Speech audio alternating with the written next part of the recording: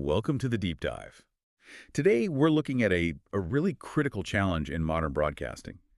How do you take this perfect uncompressed HD video and then feed it into two totally different worlds? You've got your established cable systems on one side and then the whole world of modern IPTV on the other.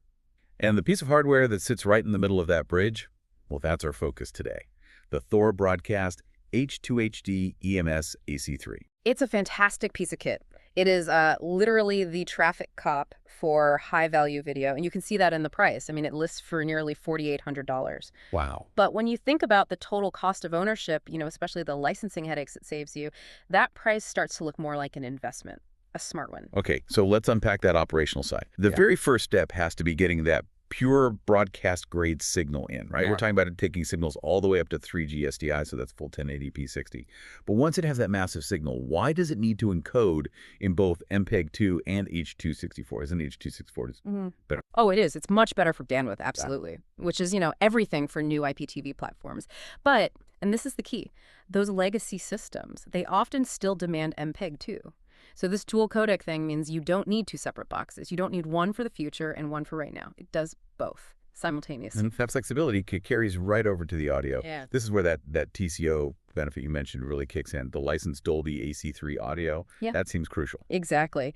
AC-3 is the standard for North American broadcast. It just is. And that licensing fee can be a real headache. So by building it in, Thor just makes sure it's compliant, right out of the box, no messing with third-party licenses. It just works. And it still has modern options, like AAC, of course. So if you're depending on this one box to handle all this crucial licensed media, reliability has to be everything. I mean, how do they address that need for 247 uptime? It's all about redundancy. It has dual hot standby power supplies. Okay. So if one fails, the second one just takes over instantly. You don't drop a single frame of video.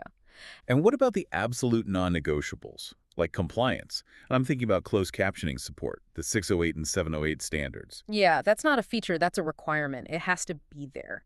The VANC encoding embeds those captions, both the old 608 and the digital 708, right into the stream, so you stay compliant no matter where you're sending it. Okay, let's switch to distribution quality for a second. I saw this huge range in the bit rate, from a tiny 0.5 millips up to, 19 millips? Plus, you can choose between constant or variable bit rate, CBR or VBR. Who needs that level of control? Well, that choice is purely strategic. Say you're feeding a satellite link with really tight bandwidth. You lock it down with CBR for reliability. Got it. But if you're covering, a fast-moving sports event, you'd use VBR. It lets the stream use more data when the action gets intense, so the quality stays high. And once that stream is perfectly encoded, how does it actually get out? I see the mirrored ASI outputs, which is pretty standard for broadcast gear. But what about the IP output? Yeah. The IP side is delivered using standard formats, UDP or RTP.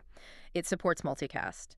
And critically, for flexibility, it gives you two kinds of streams. You get individual SPTS or single program streams, and you also get one big MPTS, a multi-program stream. Why both? Why give us SPTS and MPTS? It just solves different problems. Yeah. SPTS is perfect if you're feeding a modern IPTV system where every channel needs its own IP address. Right. But MPTS is for when you need to bundle those programs back together into one stream, say for an older cable system.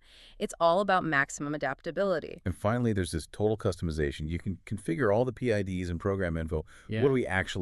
What are we adjusting there? We're basically creating the map inside the stream. Think of PIDs as like digital GPS coordinates. They tell the decoder exactly where the video is, where the audio is, what language it's in.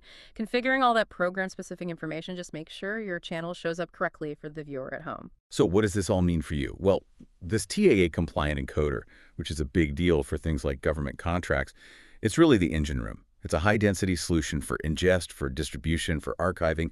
It's built for resilience. It is. The hardware handles the video and audio, no problem. But the real marvel, for me, is that layer of data that makes it all work. Yeah. The PIDs, the tables, all of it. It makes you wonder, with streams getting more dynamic, how much more complex will that data layer have to get just to keep TV simple for us? And that's a deep dive in itself.